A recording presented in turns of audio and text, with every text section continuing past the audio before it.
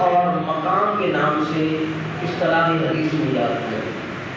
اگر کوئی اس جگہ پہ ڈیرے لگا دے اس کی بخشش میں کوئی شک رہ سکتا ہے؟ آپ حدیث کی طرف آئیں۔ آپ میں حدیث سنانا چاہوں گا، پوری توجہ چاہوں گا۔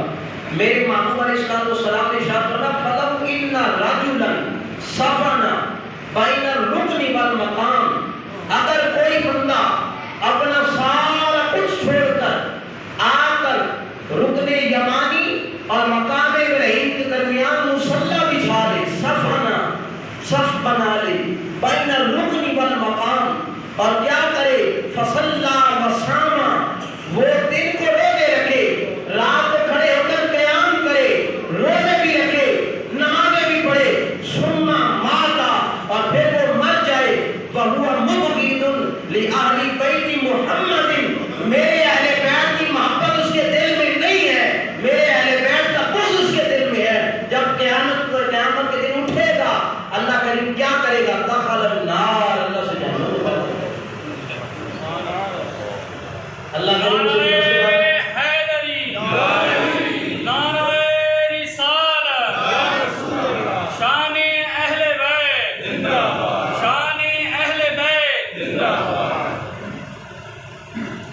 جس کے دل میں محبت اہل بیت نہیں، اسے رکن یمانی اور مقام ابراہیم کے درمیان بچھائے ہوئے مصلی بھی کام ہوں، اور ادھر مصلی کام نہیں دیتے اور ادھر اٹھائے ہوئے بستر کام دے جائیں گے، ادھر اٹھائے ہوئے بستر کام دے جائیں گے۔ محبت اہل بیت کی پہلا تقاضا ہے حضور کی محبت کا، اور یہ میں اپنی طرف سے نہیں کر رہا۔ آئیں میرے محبوب علیہ السلام کا فرمان علی شان سنتے ہیں۔ کریم آقا علیہ نبینا علیہ السلام نے ارشاد فرمایا، ایک اور حدیث بغض اہل بیت کے حوالے سے ایک اور حدیث سنا، پھر محبت اہل بیت کی حدیث سنائیں۔ اس روایت کے علاوہ اس کو مجموع الزوائد کے اندر اور المعجم الاوسط کے اندر امام طبرانی رحمۃ اللہ علیہ نے سنا کری ہے۔ فرماتے ہیں جابر رضی اللہ عنہ، حضرت جابر بن عبداللہ اس کے نام فرماتے ہیں کہ خطبنا رسول اللہ صلی اللہ علیہ وسلم، ایک دن ہم نے حضور نے خطاب فرمایا، جیسے ہم مجلس سجا کے بیٹھے ہیں، حضور نے بھی صحابہ کی مجلس سجائی، قربان جائیں اس مجلس پہ جس کی تقریب میرے محبوب علیہ السلام۔ اللہ اکبر۔ فرماتے ہیں فَسَمِعْتُ وَهُوَ يَقُولُ، میں نے حضور کو یہ فرماتے ہوئے سنا، حضور فرما رہے تھے أَيُّهَا النَّاسُ، اے لوگوں، مَنْ أَبْغَضَنَا أَهْلَ الْبَيْتِ، جو کوئی بھی میری اہل بیت سے محبت نہیں کرے گا بلکہ بغض رکھے گا، حشرہ اللہ تعالی یوم القیامت، اللہ کریم قیامت والے دن اس کا حشر یہودیوں کے ساتھ کرے گا۔ کس کے ساتھ کرے گا؟ یہودیوں کے ساتھ کرے گا۔ آپ بتائیں وہ سنی اور اہل بیت سے محبت نہ کرے، یہ ہو سکتا ہے؟ اللہ اکبر۔ آپ سنیں کریم آقا علیہ السلام کا فرمان علی شان، اور پھر اس کے بعد اجازت چاہتے ہیں۔ کریم کا اقبال نبی علیہ السلام کا فرمان علی شان سنیے۔ حضرت مولا علی رضی اللہ عنہ کے راوی ہیں، کون راوی ہیں؟ خود مولا علی۔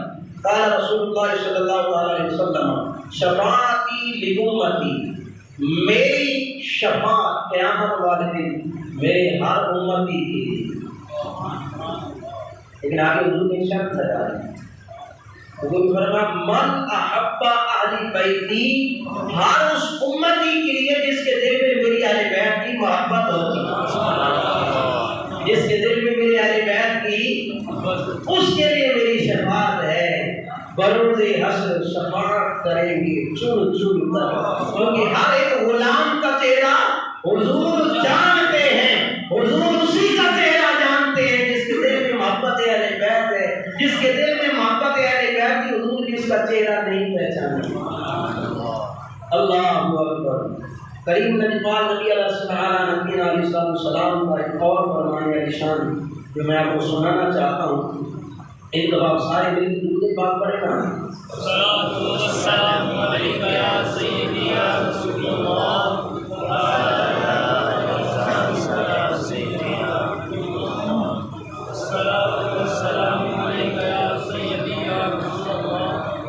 تو آپ کی جو پہلے میں حدیث سنانی تھی اب وہ حدیث سنیں، پھر اس کے بعد موقع ملا تو انشاءاللہ پھر کبھی انشاءاللہ آپ کی اور میری ملاقات ہوگی انشاءاللہ۔ اس روایت کے راوی حضرت سیدنا حسین بن علی پر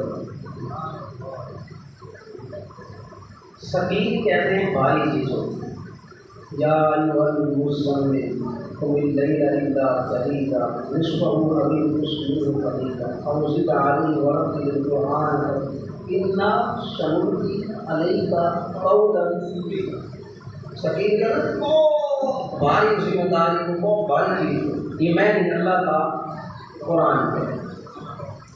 اب یہی لفظ جو اللہ نے اپنے محبوب کے لیے فرمایا نا، یہی لفظ اللہ کے محبوب نے اپنی آن کے لیے فرمایا، اللہ کے نبی نے اپنی آن کے لیے شاعر ان ابی سعید الخدری رضی اللہ تعالی ان رسول اللہ صلی اللہ علیہ وسلم حضور فرمایا انی اوشک ان ادعا فاجیب وانی طالب فیکم الصلاۃ۔ حضور فرماتے ہیں کہ قریب ہے کہ مجھے اللہ تعالیٰ کی طرف سے بلاوا آ جائے اور میں قبول کروں۔ حضور کے وصال کے دن قریب جائے، ان دنوں میں حضور نے کہا حضور فرمایا قریب ہے اللہ تعالیٰ کی طرف سے مجھے بلاوا آ جائے اور میں اللہ کے بلاوے پر لبیک کہہ کے اللہ کی بارگاہ میں حاضر ہوں۔ وَإِنِّي طَارِقٌ، اس کے باوجود میں تمہیں دو چیز وَإِنِّي طَارِقٌ، میں تمہیں تو چھوڑ بھی جا رہا ہوں۔ فِيكُمُ الثَّقَلَيْنِ، دو بھاری چیزیں چھوڑ کے جا رہا ہوں۔ کیا چیزیں چھوڑ کے جا رہا ہوں؟ دو بھاری چیزیں چھوڑ کے جا رہا ہوں۔ پہلی چیز فرمایا کتاب اللہ، اللہ کی پہلی چیز کون سی ہے جی؟ بولیے قرآن۔ حضور فرمایا کتاب اور بولیے کتاب اور میں عقیدے کی بات کرنا چاہتا ہوں یہاں پر، کتاب اور جہاں کتاب ہوگی وہاں اہل بیت ہوگی، جہاں اہل بیت ہوگی وہاں پر جہاں پہ کتاب نہ ہو وہاں اہل بیت ہو سکتی ہے، جہاں اہل بیت نہ ہو کتاب نہ ہو ایسا ہو سکتا ہے۔ ایمانداری سے بتائیں مسئلہ کہ اہل سنت سے ہٹ کے آپ دونوں طرف دیکھیں، ایک طرف کتاب ہے محبت اہل بیت نہیں، ان کی گھڑی سے نیچے نہیں اترے گا۔ اب ایک طرف کتاب ہے محبت اہل بیت نہیں، دوسری طرف محبت اہل بیت ہے کتاب نہیں۔ مبارک و سنی تجھ کو تیرے ایک ہاتھ میں کتاب ہے دوسرے ہاتھ میں محبت اہل بیت ہے۔ حضور نے کیا فرمایا؟ فرمایا کہ وَإِنَّ اللَّطِيفَ الْخَبِيرَ خَبَرَنِي، بے شک مجھے لطیف و خبیر نے خبر دی۔ اب اللہ کا فرمان ان اللہ لطیف الخبیر، لطیف کس کی ذات ہے اور خبیر کس کی ذات ہے؟ حضور فرماتے ہیں ان اللہ وَإِنَّ اللَّطِيفَ الْخَبِيرَ خَبَرَنِي، وہ جس کی ذات لطیف بھی ہے جس کی ذات خبیر بھی ہے اس نے مجھے خبر دی کیا انہما لن یتفرقا، قرآن اور میری اہل بیت کبھی بھی جدا نہیں ہو سکتا۔ یہ دنیا کی بات نہیں ہے۔ حضور فرماتے ہیں حتی یرد علی الحوض، یہاں تک کہ قیامت والے دن حوض کوثر پر بھی یہ دونوں اکٹھے آئیں، حوض کوثر میں بھی یہ دونوں فانظروا کیف تخلفونی فیہما، بس میں اب دیکھنا چاہتا ہوں میرے بعد تم ان دونوں کے ساتھ کیا معاملہ ہے۔ ابھی ہماری ذمہ داری ہے محبت اہل بیت بھی اپنے سینے میں بسانا اور قرآن کی تعلیم بھی اپنے بچوں کو دینا، محبت اہل بیت بھی اپنے بچوں کو سکھائیں اور یہ بڑا استاد صاحب کے پاس اپنے بچوں کو بھیج کر قرآن کی تعلیم بھی دلوائیں۔ اگر محبت اہل بیت کا دعویٰ ہے بچے کی مدرسے میں بھیج کر دینی تربیت نہیں ہے، وہ دعویٰ اللہ کے محبوب کے فرمان کے مطابق سچا ہے۔ اگر آپ نے اپنے بچے کو مدرسے میں تو بھیج رہے ہیں، اگر اپنے بچے کو کھنگال کے پوچھئے گا بیٹا محبت اہل بیت کی تیرے سینے میں کوئی ڈال رہا ہے کہ نہیں، اگر نہیں ڈالا ادارہ بدل لیں۔ ادارہ بدلنے کا ایک اصول میرے محبوب نے یہ بھی دیا ہے اللہ، اور عقیدہ اہل سنت اور اہل سنت کی ادارہ سے ہٹ کر یہ دونوں چیزیں کبھی اکٹھی نہیں ہو سکتی۔ اب سنیں آخری حدیث پاک جو میں سنانا چاہتا تھا، یہ حدیث پاک ایک دفعہ اس سے پہلے سبحان اللہ سننا چاہتا تھا۔ اونچی تھوڑا یقین کریں رات ساری تلاش کرتا رہا، رات تلاش کی نہیں ملی، ابھی یہاں پہ آپ منبر پہ بیٹھے ہوئے ملی۔ یہ آپ کی محبت کا تقاضا ہے کہ آپ کی محبت کی وجہ سے یہ حدیث ملی ہے، تو پھر آپ کو سناؤں گا کہ کبھی کبھی ایک دفعہ کرو دیوار گواہی دیں، ایک دفعہ بولے نا سبحان اللہ، ایک دفعہ بولے یاد کرتا چلا جاؤں۔ حضرت عبداللہ بن عباس میرے محبوب نے فرمایا اللہ اس کو اپنی قرآن کا علم عطا فرما، وہ جس کے لیے نبی دعائیں کرے اس کے سینے میں علم نہیں ہو سکتا۔ وہ روایت کرتے ہیں حضرت عبداللہ بن عباس ابن عباس رضی اللہ تعالیٰ عنہما قال قال رسول اللہ صلی اللہ علیہ وسلم، میرے محبوب علیہ السلام کا فرمان ہے احب اللہ لما یغزوکم به من نعمہ، اللہ سے محبت کرو اس لیے کہ وہ تمہیں صبح شام اپنی نعمتیں عطا کرے۔ اللہ سے محبت کرو اس لیے کہ وہ تمہیں صبح شام اپنی نعمتیں عطا کرتا ہے، اپنی اچھا اگر اجازت دے قرآن کی آیت اس کے ذکر میں دیا یہودی آیت حضور کی بات ہے، ان کا یا رسول اللہ صلی اللہ علیہ وسلم ہم اللہ سے محبت کرتے ہیں، ہم کس سے محبت کرتے ہیں؟ اللہ کریم نے قرآن کی آیت میں فرمایا پیارے محبوب ان سے کہہ دو اگر اللہ سے محبت کرتے ہو تو میں ان سے محبت نہیں کرتا، میں ان سے محبت ہاں ایک راستہ بتاتا ہوں اس راستے سے ہو گیا ہے پھر میں ان سے محبت کرتا ہوں۔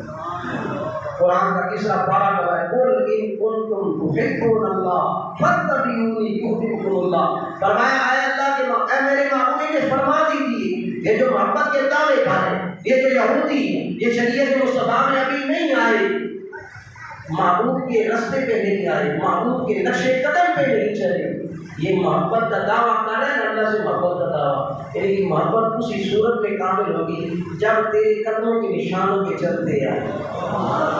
فرق کا بھی یہودی سے کس بہتر مجھ سے اور ترجمہ نہیں ہو سکتا، پھر کیا ہوگا یحببکم اللہ، وہ اللہ تم سے پیار کرے گا، وہ اللہ تم سے کب جب تم میرے محبوب کی پیروی کرو گے، محبوب کی محبت میں چلو گے تب اللہ بھی تم سے اب آئیں۔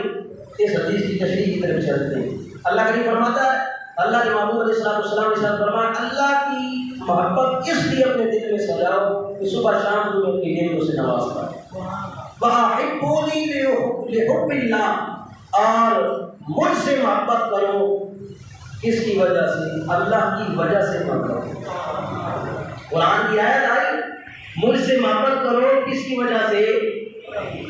صبح شام تمہیں اپنی نعمتوں سے نوازتا ہے، اور مجھ سے محبت کرو اس لیے کہ میں اللہ کا محبوب ہوں، اللہ کی وجہ سے مجھ سے محبت کرو، اور فرمایا وَأَحِبُّ أَهْلَ بَيْتِي لِحُبِّي، اور میری اہل بیت سے محبت کرو اس لیے کہ میری محبت اس میں آئی،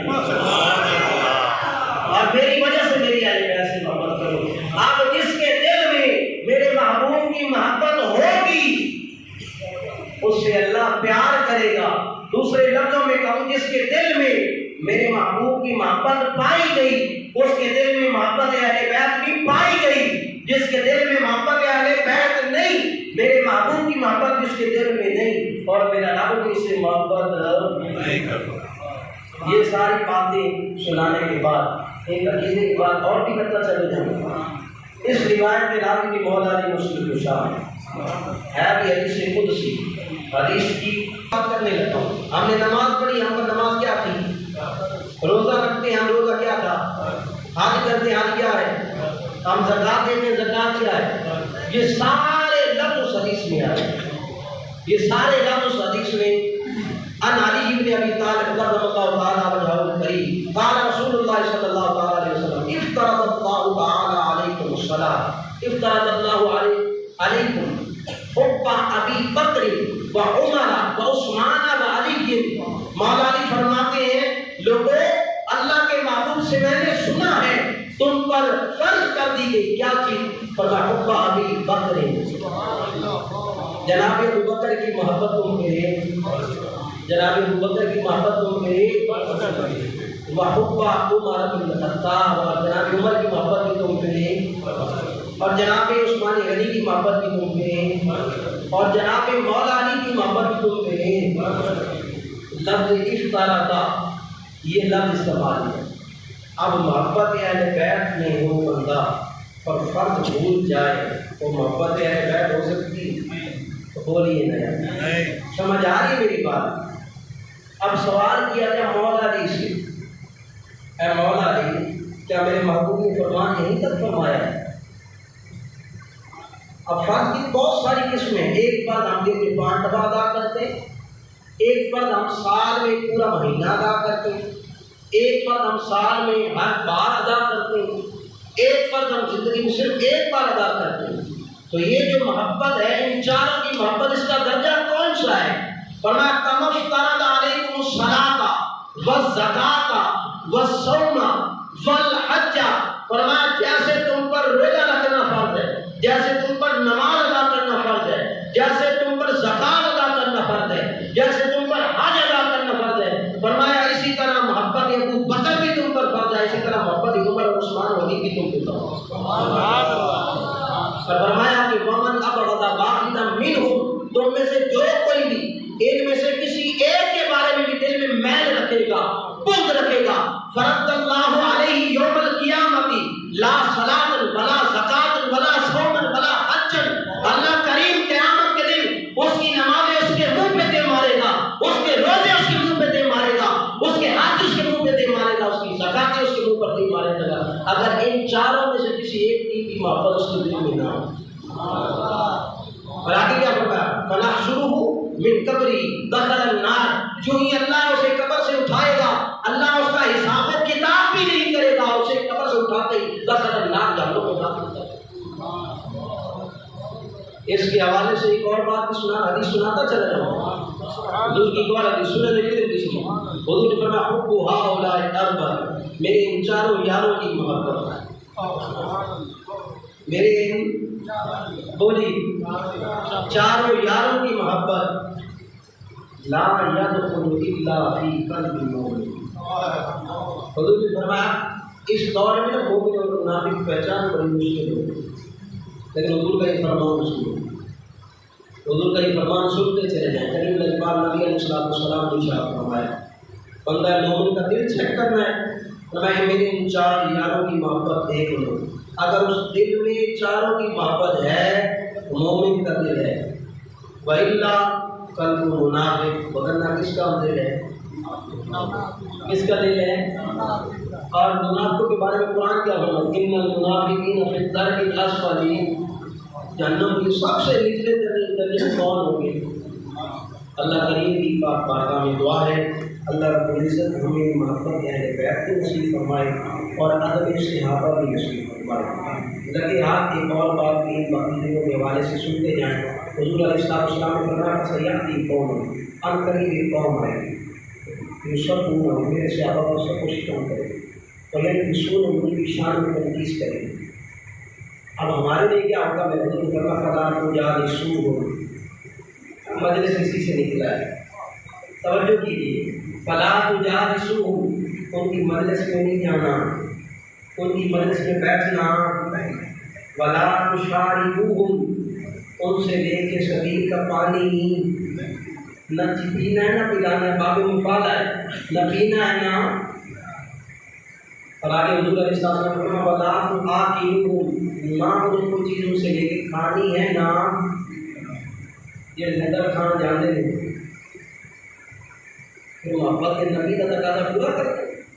اب دیکھیں نا، میں نظر صاحب سے کہوں کہ بلا استاد صاحب سے، استاد جی مجھے آپ سے محبت، بڑا پیار کرتا، ٹوٹ کے پیار کرتا ہوں آپ سے۔ استاد صاحب کہیں پتر گل سن، گل اس طرح کی نماز پڑھے رہتا ہے، ایک طلاق کی نافرمانی نماز نہ پڑھو، دوسرا کس کی نافرمانی کی؟ استاد کی۔ اللہ کے نبی نے فرما دیا ان کی مجلس میں نہیں جانا، ٹھیک ہے، لیکن لنگر کھانے جانا ہے۔ اور جو ہے میری بات ہے، اب جو جاتا ہے پھر وہ کس کی نافرمانی کرے؟ ولا تآکلوہم، نہ اس کو چیز لے کے کھانی ہے نہ۔ اور آخری بات، آج کل لوگ کہتے ہیں چلو جی کھانا پینا تو دور کی ہے، رشتہ تو کٹ جاتے ہیں، ولا تآکلوہم، نہ رشتہ لینا تو نہ رشتہ۔ اللہ کریم ہمیں سمجھ عطا فرمائے، اپنے بچوں کو یہ شعور دیں، اپنے بچوں کی یہ تربیت کریں۔ محبت اہل بیت بھی ضروری ہے اور محبت صحابہ بھی فرض ہے۔ محبت اہل بیت بھی فرض ہے اور محبت صحابہ بھی۔ سنی کے بارے میں کسی نے ترجمانی کی تھی، عبدالحکیم شیخ قادری رحمۃ اللہ علیہ نے فرمایا سنی کسے کہتے ہیں؟ فرمایا سنی وہ ہے جس کی ایک آنکھ میں محبت اہل بیت ہے اور دوسری آنکھ میں محبت صحابہ ہے۔ اور دوسرے لفظ میں آپ نے فرمایا کبھی پرندے کو اڑتے ہوئے دیکھا ہے، اس کا ایک پر کاٹ کے اڑ سکتا ہے، فرمایا ایک پر اس کا محبت اہل بیت پر ہے، ایک بار اس کا محبت صحابہ کا ہے۔ اگر محبت صحابہ نہیں پرندہ اڑ نہیں سکتا، محبت اہل بیت نہیں پرندہ اڑ۔ سنی کی بھی پہچان یہی ہے، محبت صحابہ اور اہل بیت کے دل میں اکٹھی ہوتی ہے۔ یا رسول اللہ صحبت باقی جو کچھ کلام بھی اگر اس میں کمی پیشی ہوگی تو انسان کا تھا مطابق اللہ ہمیں